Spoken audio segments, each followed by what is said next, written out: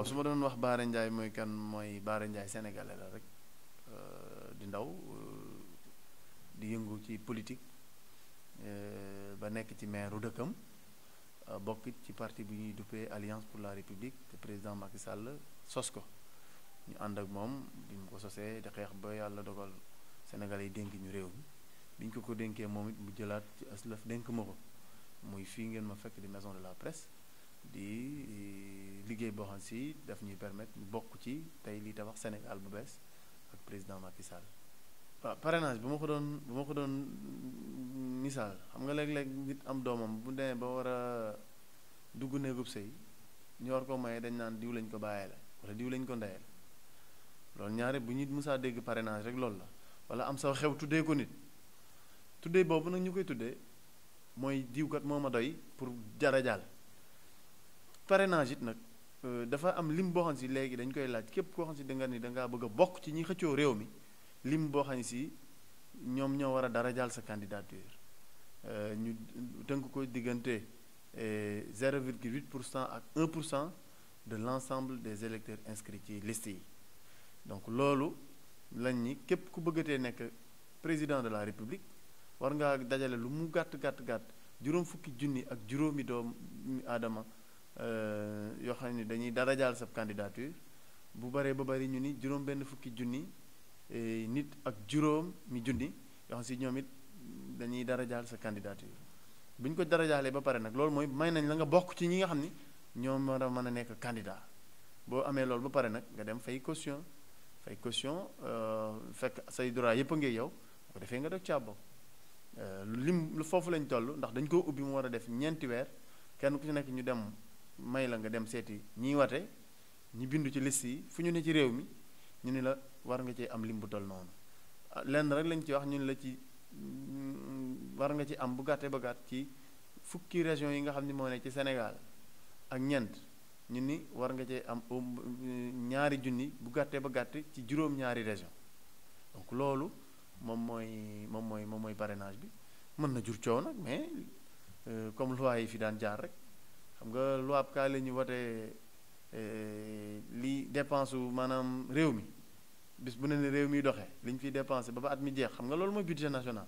bu ñu koy wote sax day am coow assemblée nationale à plus forte raison bu ñuy jël loi boo xam si ay way politique ñoo ko séq faaw mu am coow ndax mbiru politique moom coow mënu ci ñàkk waaye li wér te wóor mooy parrainage moom loi bu baax la ndax it nag présidence de la république nekkul affaire u caaxaan tey bu Landing di jóg wala Baara wala Manal wala keneen di jóg ni daa bëgg nekk président Sénégal war naa am nag ay sénégalais yoo xam si bu ñu leen xoolee seen lim takku na ñu dugg ni ko yow mi kat doy nga ñu pour bokk nekkul ni pour nekk président mais pour bokk rek ci ñi xëccoo la donc loolu moom moo tax ñu teg ko fi démocratie yu mag yi ngay dégg yëpp démocratie moderne yi am ci àdduna bi yëpp parrainage citoyen daf fa am te it may fàttali ni parrainage njëkkul bi mooy bu njëkk bi am Sénégal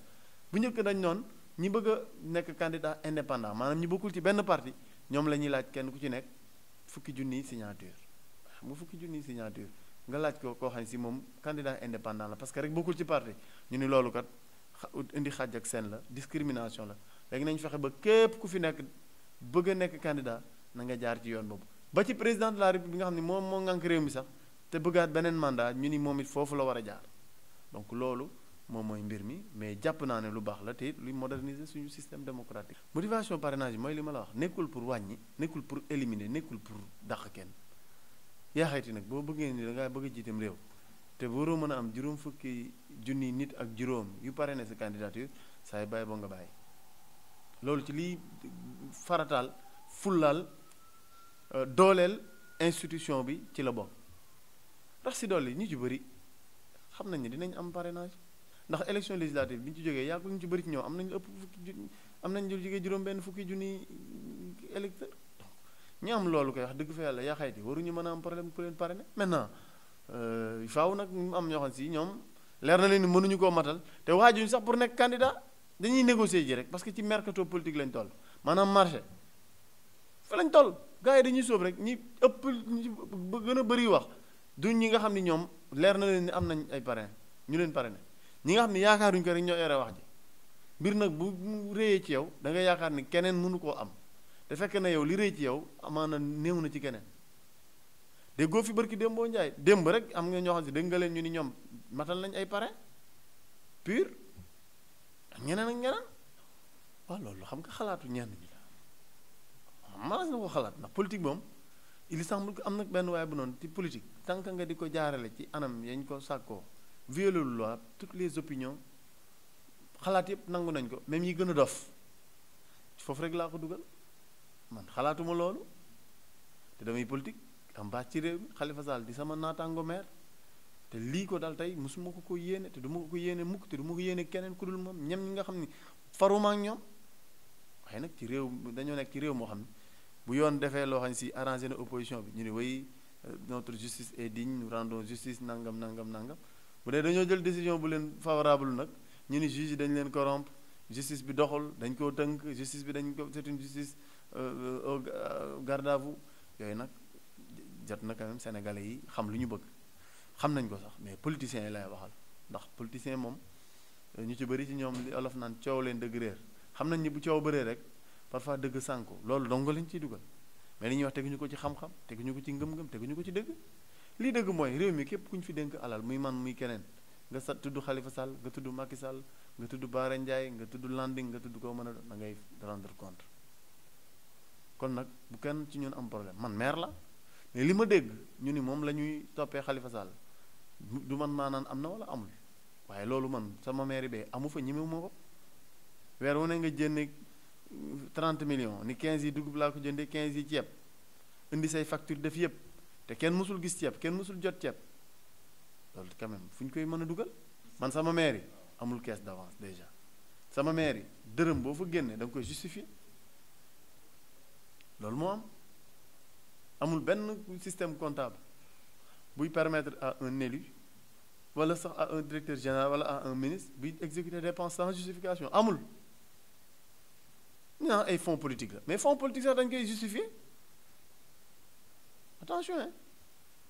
toutes les dépenses doivent faire l'objet d'une justification c'est ça le principe de la dépense publique amul leneen lu ñu ci mën a wax lu dul loolu donc ñi jàpp ni politique la dañ gëm loolu ñu gëm ni leneen am na yoon dafa war a am yorin bu sell dafa war a am képp ku ñu dënk dañ laa war a càmbar dañ laa war a laaj noo yore boo jàddee ñu teg la ci yoon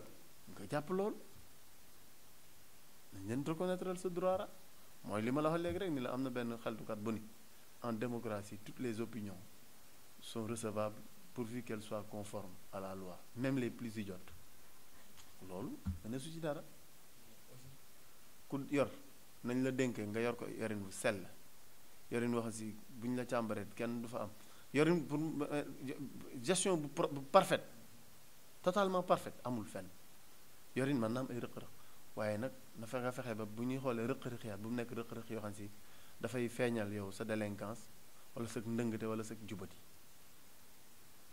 ku deful dara kenn du la topp dara am na wolof proverbe wolof bu naan sànq lañ topp ña di woo suukar ku deful dara kenn du la topp nga jógee ci parti bi dem ci beneen nag nga toog fi nga def toogoon ñooy am ñi deful dara kenn woowu leen ñi def dong la ñuy woo wolof nag nee na nuyoo boo ca wateew xaañ dangaa dépassé mbaa jàmm nga am boo yemee ci mbaa jàmm nga am rek kenn du la ci tàkkali ko Karim dañuy caaxaan rek dañuy fonto xam nga nit koo xam si moom ci boppam xam na ni mënta nekk candidat ba mu ko xam nga moo tax boobu ba léegi ñaata at a ngi gisoo ko fi def topp nañ ko jugé ko condamné ko Sénégal ku ne wax kilifa yi diine yi wax àdduna bi ku ne wax nañ jàmmoo nangam sedd way juram ba may ko mu génn te purgé wul sax peine ba yépp ci mbaaxu président ak bëgg boole réew mi ñu bàyyi ko gracier kiw mu génn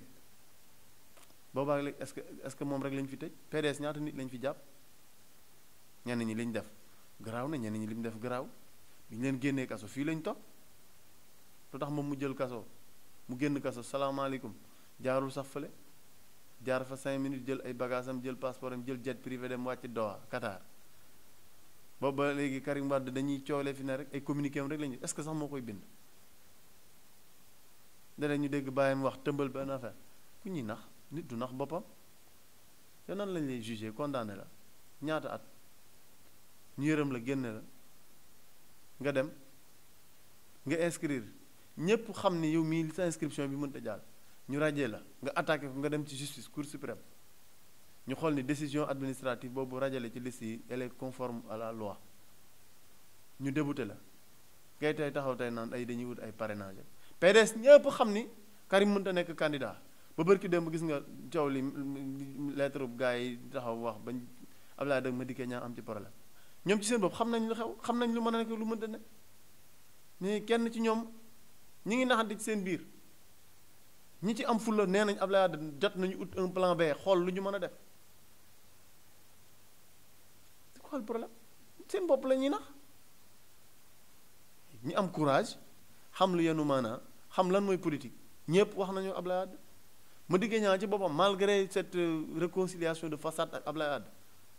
moom ci boppam ñeewul ni bind na Abdoulaye Wade lettre pour xamal ko ni ko jot nañu xalaat beneen solution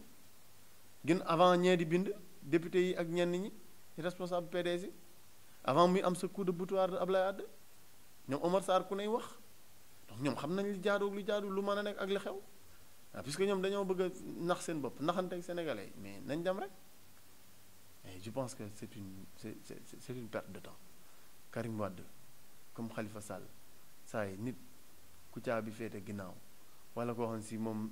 la ko bàyyi bitim réew moom moo ko xam ngay taxaw naan ay nañ ko utali parrainage sénégalais yi ñii dem di la seet naan ni parrainé leen tur rek ñoom ñoo ñàkk fayda man nit dina nekk ci kaso bi ñu jugé ko tëj ko nit exilé tëj condamné ko ñaata juróom benn xawma juróom-ñaari ati kaso mu génn exilé wu dem yoonam nekk dowa tëdd fa di bindi communiqué rek inscrire ñu rajee ko justice taxaw ni mënta nekk candidat ñu may indili fiche naa ma parrainel ko man kenn yabuma yabu ñëw naa ma parrainel Karim Wade wala diw loolu day wax dëgg yàlla man xaw ma ci lu bëri li ma xam daal mooy maire moo xam nga ñu koy fal conseil yi nga xam ni ñoom bi ñu demee élection locale ñoom lañ désigné def leen ay conseil ñu nekk conseil ville de Dakar ñooñu dong ñoo mën a tontu ci laaj boobu ndax ñoom ñoo yor kàddu gi ñoom ñooy xool ña fa nekk bokk ca ñoom nekk ay candidat ña ca wóolu ñu fal la kuñ ca wóoluwul duñ la fal maintenant ndax day indi coow entre PS APR AFP yaakaaruma ko ndax coalition bi yaakaar naa yi fa ko coow war a na tase romb nañ ko dund nañ nag épreuve yu bëri waaye ñi ko seq intérêt réew mi boole leen ñu wóolante confiance dox seen diggante je pense que coow du am benn yoon ci seen diggante surtout rawatina ay affaire poste ñoo mag loolu. maa ngi leen di sant di leen gërëm di leen jaajëfal ci waxtaan bi di leen encourager aussi parce que liggéey bi ngeen di def yombul mais yéen a ngi góorgóorlu yéen a ngi ciy def lu ngeen mën maa ngi leen di encourager di leen féliciter ci loolu merci.